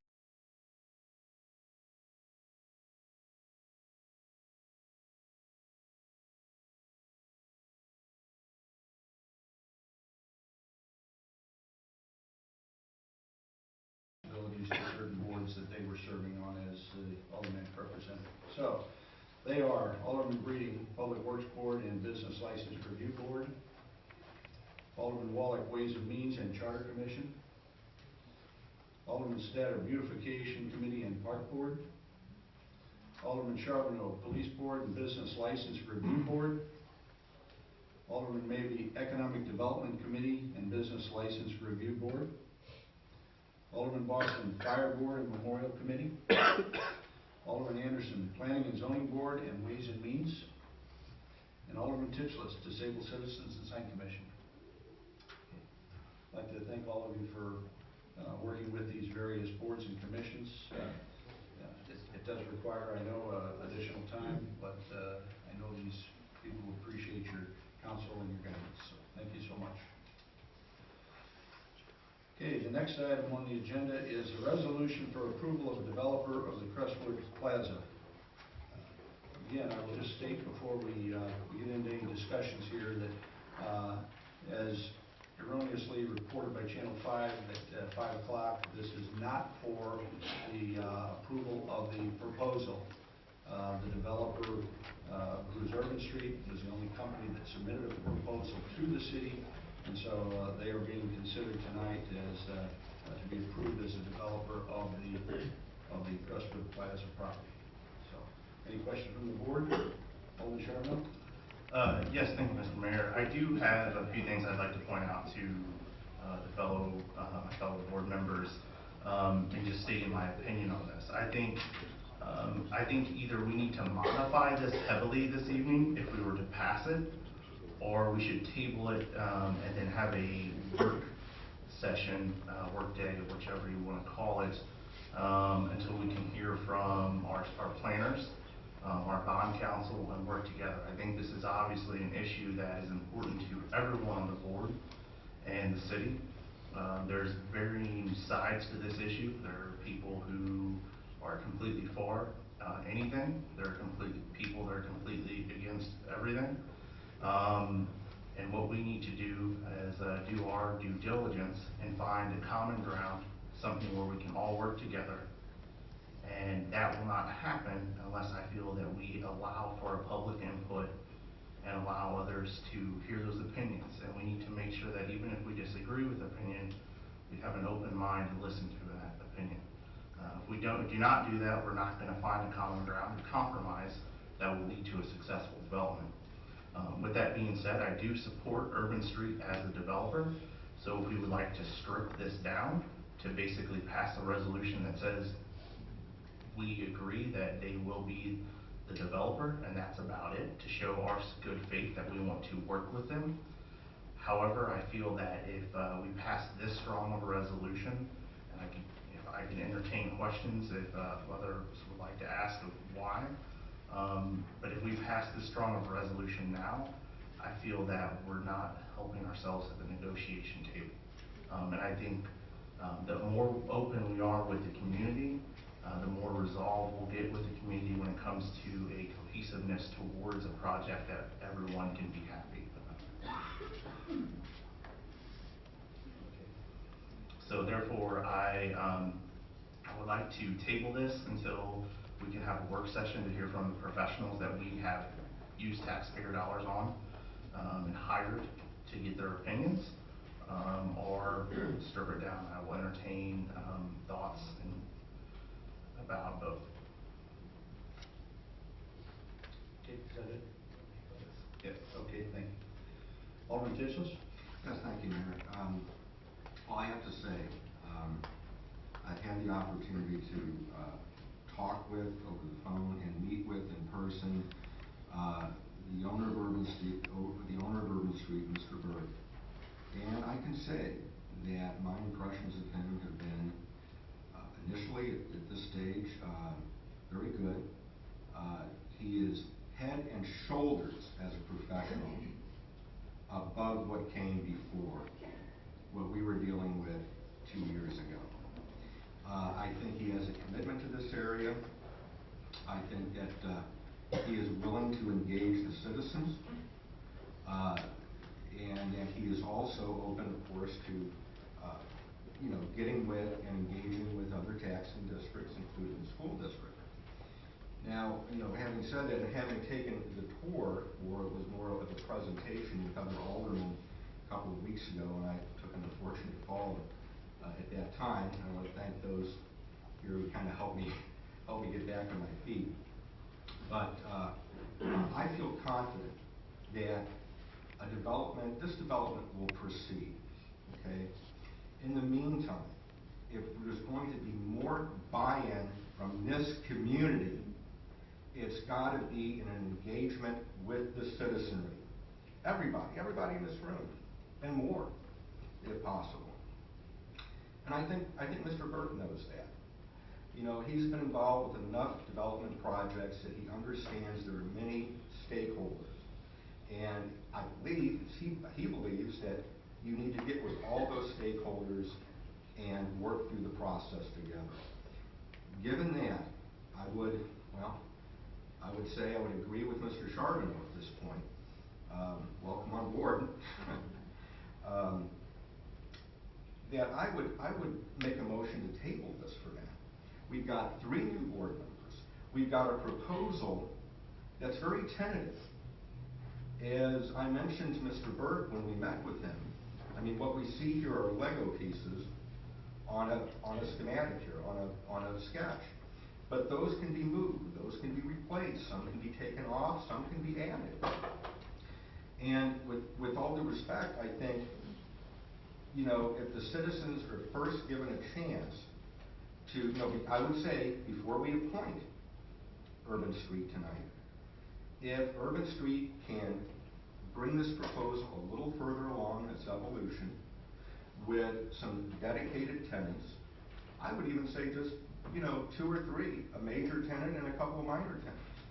There's some buy-in there. There's some legs in it then at that point. And I think the community, you're going to see more buy-in from the community. And I said that to Mr. Burke. Because that's key. The key to success of this project is engagement. So with that, and you know, having heard what I just did from our new alderman, I would make a motion to at least table this for now. Give this new board a little time to ingest it. Maybe give Mr. Burke a little time, as he told me and others here, to bring in these partners and establish and obtain these new leases for the property, these new tenants. I want to give them the chance. But at this point, I think it's a bit premature to vote on this matter tonight, particularly after everything we've heard from a lot of people. So I leave that to you guys. I would make the motion now that we table this resolution to our next meeting, where we would have more time to discuss and review. And I would hope perhaps additional information could be obtained along the way. And have more time, and perhaps, as Mr. Charbonneau suggested, because we have 3 new members, pull together a work session and invite the public. So I put that motion out there. If there's a second for it, I don't know. So thank you. We have other comments, Alderman Tischler. Okay, but that motion stands. Sure, I understand. Alderman Maybe? I have several comments. I share a deal of accord with what Alderman Tischler and what Alderman Charbonneau said. But I guess my thought on this particular resolution tonight is different. I would be opposed to the motion to table. I may actually have an amendment or 2 I would offer to the resolution, but what I would like to point out is that at the January 17, 2015 work session of the Board of Aldermen, the City Hired Planner, PJV, presented a 2-page document that they considered to be the steps, the preliminary steps to construction and demolition, 1 through 23 of all the steps that needed to take place for anything to proceed on this project. Nothing would bind the city and nothing would be final until number 23, which would be the final approval of a redevelopment plan. What we're being asked to consider tonight, the resolution selecting the developer, is number 3 of 23. Based on the loose plan that PJV has set forth, we're probably several months away from substantive progress, depending on how a lot of things break. Now, as far as the plan goes, I think it'd be grossly premature for anyone to prejudge the plan and be completely for or completely against it. So I'd certainly share Alderman Charbonneau's thoughts there. But for this tentative preliminary step to approve a developer who is the only developer who submitted a plan, I don't think it's premature. I think the selection of the developer would solidify tenant interest in the project. Looking at TIF commissions and their appointment and redevelopment proposals historically in this area, oftentimes substantial tenants are first disclosed to the TIF commission, and hopefully that will take place here. I know privately the developer has mentioned to various board members and city officials that there are a lot of balls up in the air, and hopefully those break in a favorable way for the developer and ultimately for the city. I think everyone who has looked at this site has suggested, with varying degrees of enthusiasm, that tax increment financing will ultimately be necessary. With respect to ultimately a redevelopment plan, which we're way premature talking about that, but some of the public concerns were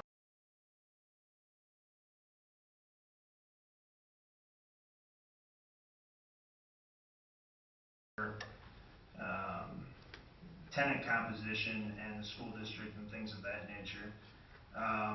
Absolutely valid concerns, things that this board needs to be cognizant of going forward. The concerns to the school district, especially the inclusion of the residential component, are things that need to be looked at very carefully. I have two daughters that are in the Lindbergh School District. I very much care about what happens to the school district. I don't want to put them in a bad situation.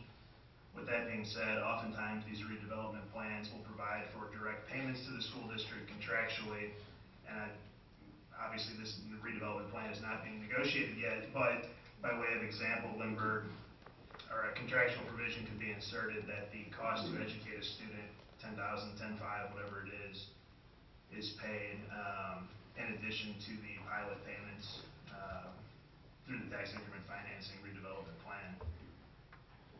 The city, being a partner, could mandate certain tenants, prohibit certain tenants, and ultimately every variable is negotiable and can be contracted for or against.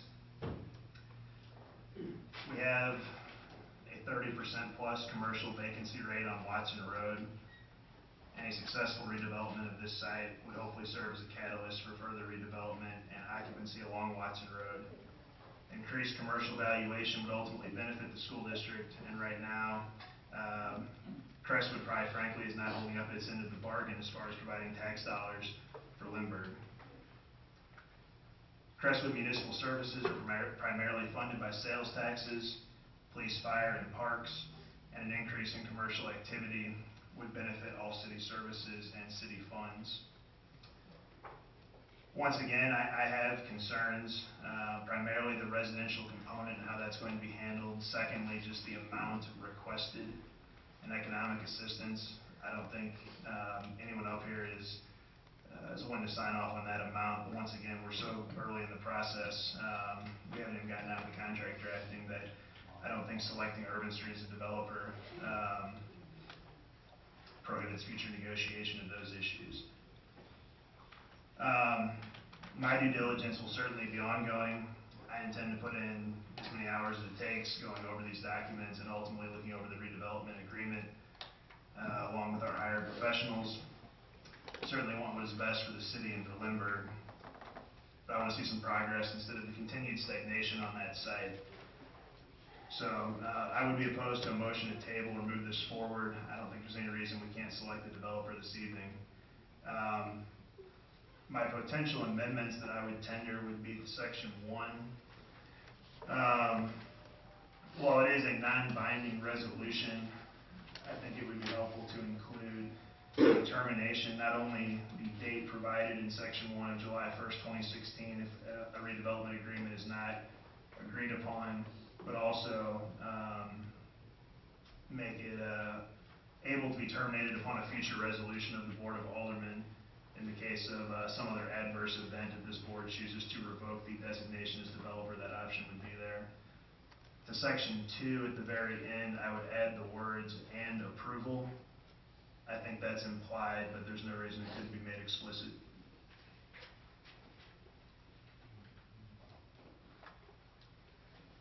So your change to that would be "and approval."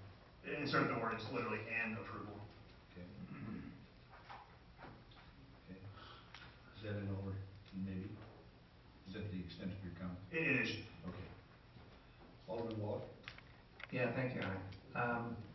Alderman maybe brought up a good point again. This is really step number 3 of 23. The selection of Urban Street does not mean that the Board of Aldermen and the city approved the $28 million tax assistance that's been requested, or suggested for that matter. It simply allows the process to continue. It allows our planner to continue the dialogue, to grasp the numbers from Urban Street to determine the feasibility. Assist in determining what the right plan is, what different uses of the property should be. It allows the city, our residents, to voice their thoughts on the redevelopment. And the most important piece of property that we have, which is Crestwood Mall property. I've heard reports from the school leaders of the concerns of the number of children, the apartment complexes, and the lost revenue and tax abatements and incentives. We are well aware of the lost revenue of the commercial properties, in particular the mall location, based upon the recent tax assessments.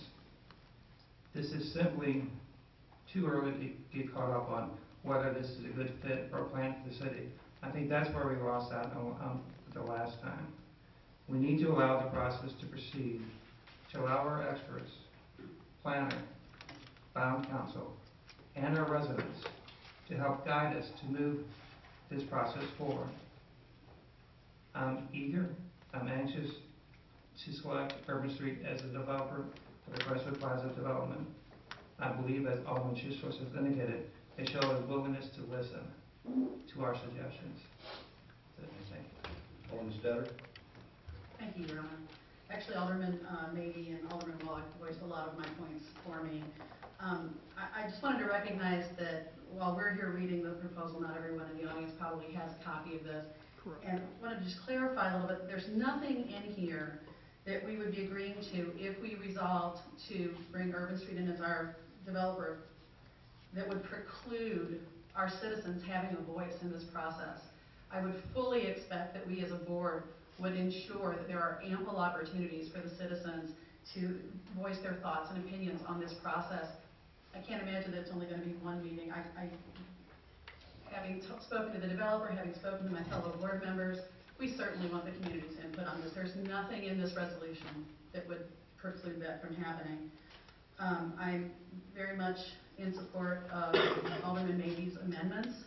That was one of the issues that I had, that I wanted to make sure that we would be able to terminate this by resolution should something happen where we decided we needed to do that.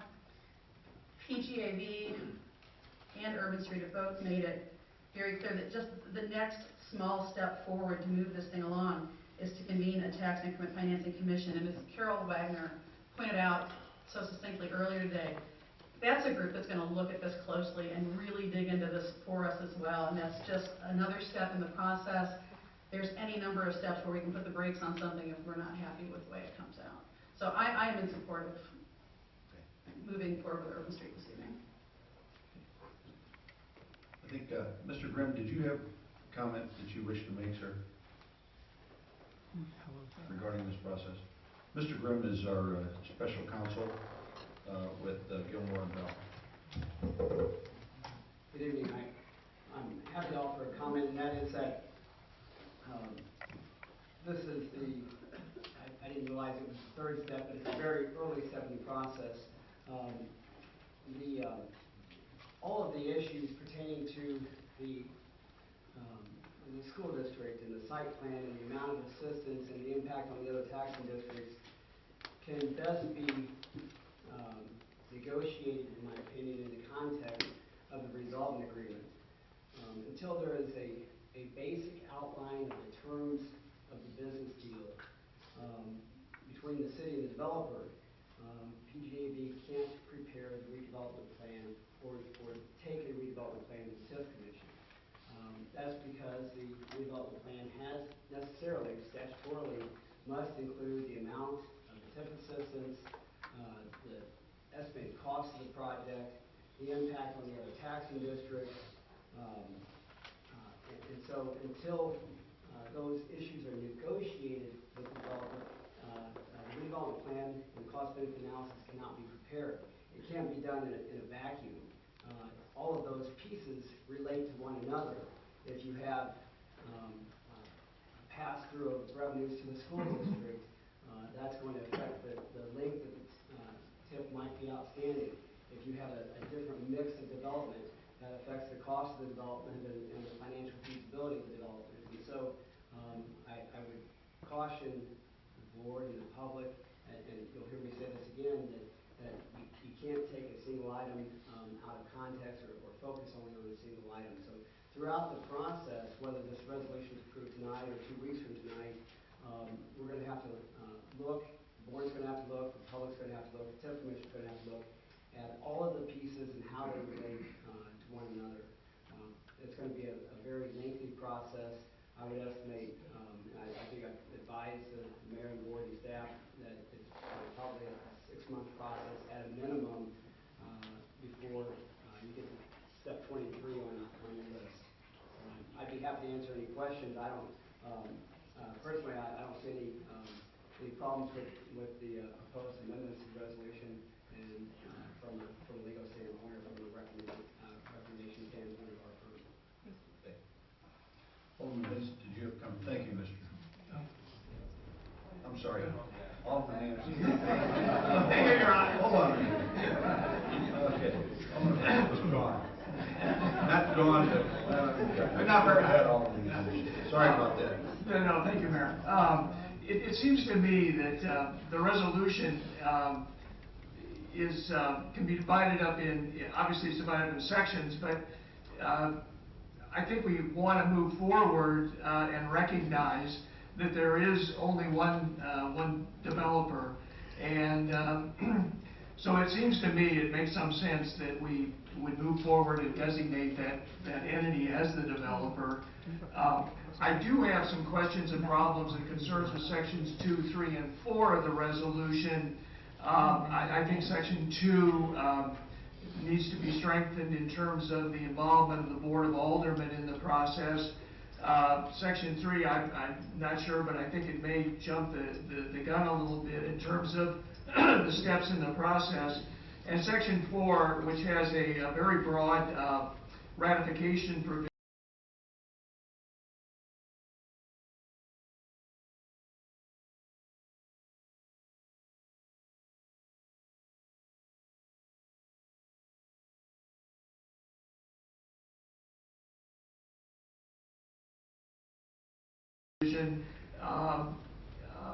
strikes me as being too general.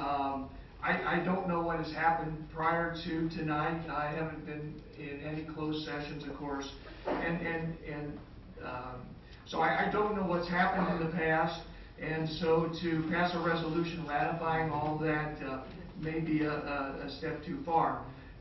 So I do have some amendments or changes that I would propose with respect to sections 2, 3, and 4. I don't know if the board wants to take the time now to, I can read those or whatever, or if the board would like, I can present those in some other form in the next meeting or whatever. But I do think it's important that we designate a developer, but this process go forward only on the basis that that's comfortable with the Board of Aldermen. So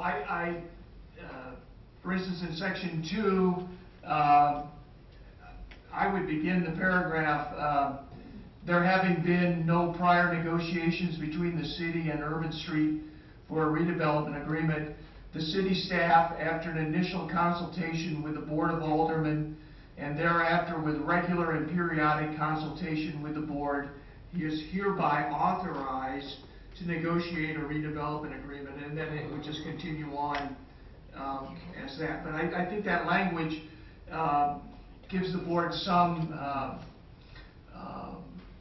role in setting what our position is. I think if we're going to have a negotiation, you have to have an initial position. You have to tell the staff what we're going to do and how we should approach that.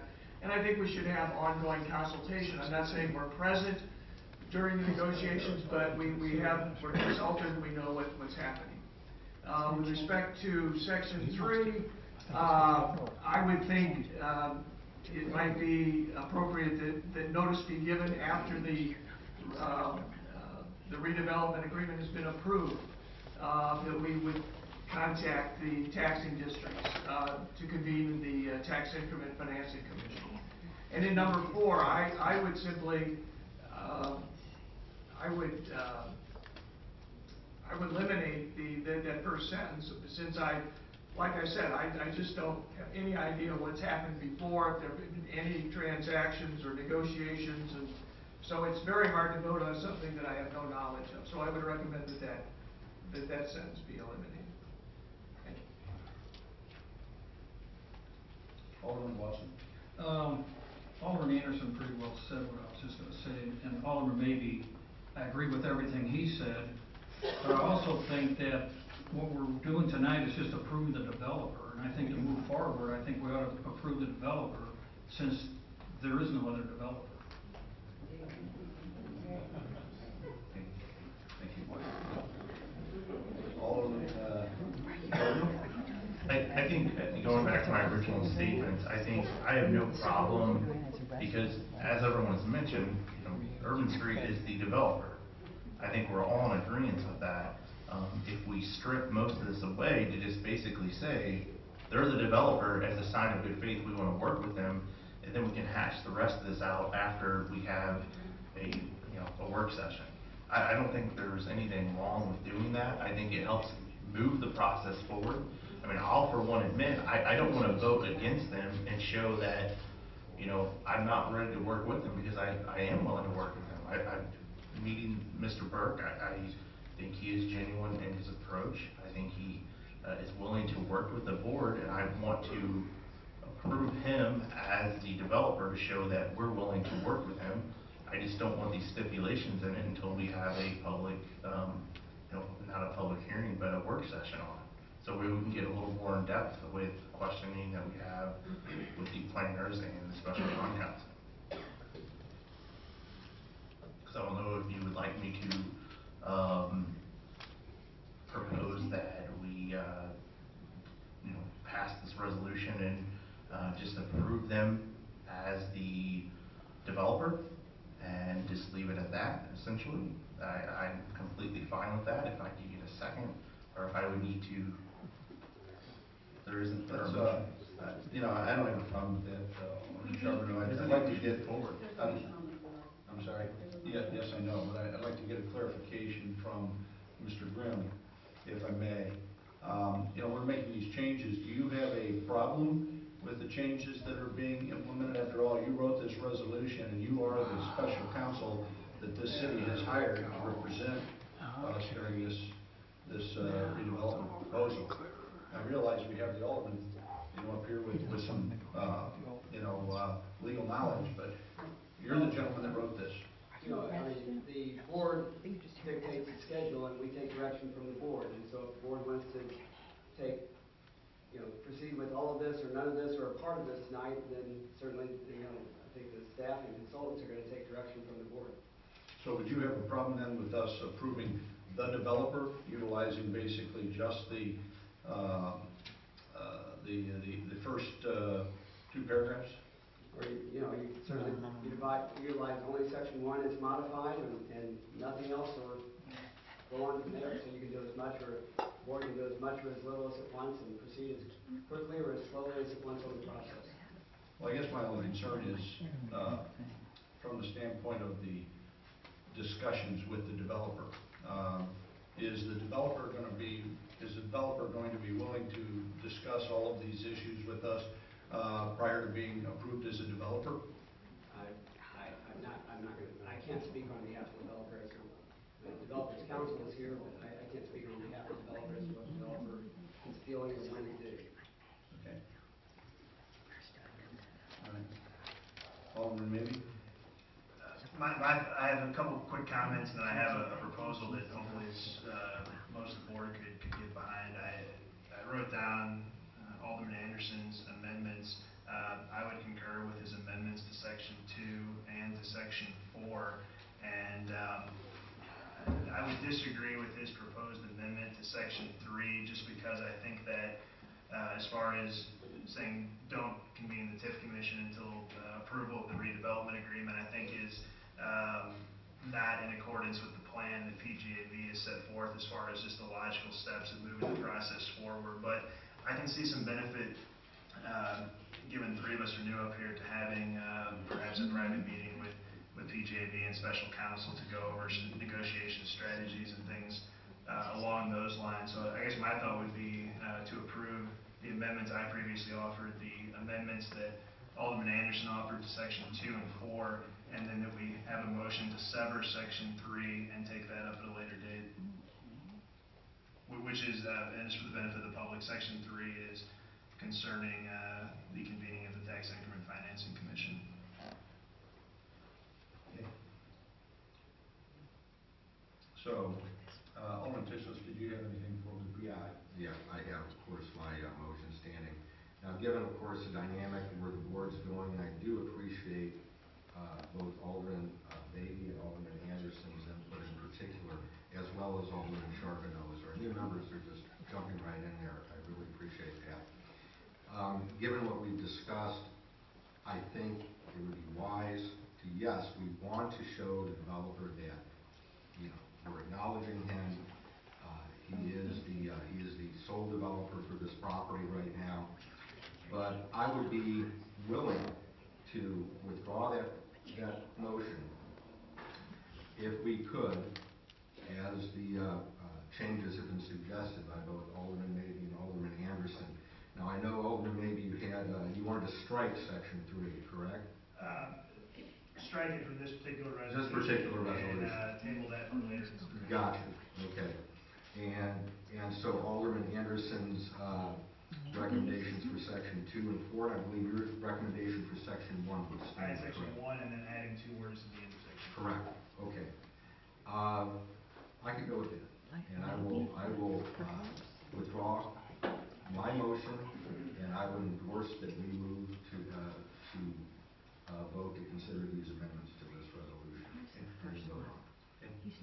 So withdrawn. Mr. Grimm? For the board's information, the reason section 3 is in there, just not to necessarily affect your deliberations, it's about a 45-day process to get the members appointed to the TIF Commission. And so the purpose of that section is not to call a meeting of the TIF Commission, but really to send out notices and start that 45-day process. So while you were doing other things, you're checking one box off the list. But I just wanted to make the board aware of that as you're considering this. Alderman Mabee? Is that a question for the attorney? In your professional opinion, would a 2-week delay on the consideration of section 3 impact the negotiations? No, because we no, it would not. Alderman Anderson, got to write that down. Pardon? Did you have another question? No. Okay, your light was on. Okay. Alderman Charbonneau, did you have another question? I just wanted to state that I would support Alderman Mabee's motion. Okay. So Alderman Mabee, would you repeat that motion? Well, I think, would you like me to go over the motion on my 2 amendments? I think Alderman Tishless actually summed up all 4 amendments coupled with the motion to sever 3, but I can try to repackage it, as he said, and make the motion. The motion would be to approve the resolution selecting Urban Street Group LLC as the preferred developer, subject to the requirements in the amended ordinance, with those amendments being the 2 offered by Alderman Anderson to section 2 and section 4, and the 2 I previously offered to section 1 and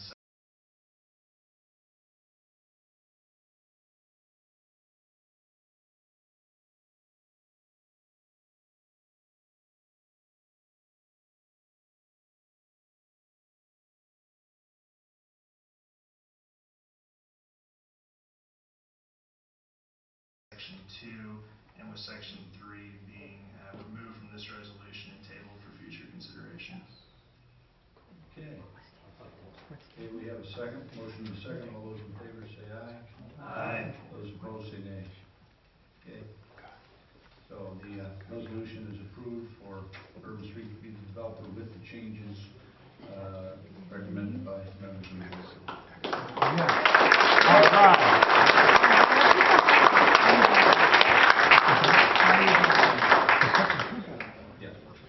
If you could provide Mr. Simon with the wording that you recommended to Mr. Grimm, so that resolution will be signed. Now I know why it was, Yeah. who's gonna take Next item of business is responsibility. Took all adjournment. the I'm sorry? legislation from the board and gave it to him, and her. City clerk, city administrator. You had made a comment kind of in passing about it being a non-binding resolution. And so, and you don't have to answer tonight, but when Lisa was here, we had discussed that item before, and non-binding was a topic that came up. But the clarification that she gave us at the time was that it is binding, it is legislative action that the board has taken. So I don't know if you just meant it in passing, or if you meant it the way that you said it. And if you, either way, I would suggest maybe clarifying that with the current city attorney, with Ms. Hill, to reconcile that. Yeah, I mean, I appreciate the comments, yeah, but I don't think it's black and white, and, yeah, the legal nuances I'm aware of. Yeah, and so, and we had asked her to make it black and white, so she did for us. So it might be beneficial for Lisa to have that conversation with you, and then educate all of the board members in terms of what her current stance is on whether or not the resolution is binding or not, would be my suggestion, Alderman Mayor Robey. You would entertain that. Appreciate that. Thank you so much. Okay. All right, do I have a motion for adjournment? I have a motion and a second. All those in favor say aye. Go team. Aye. Those opposed say nay.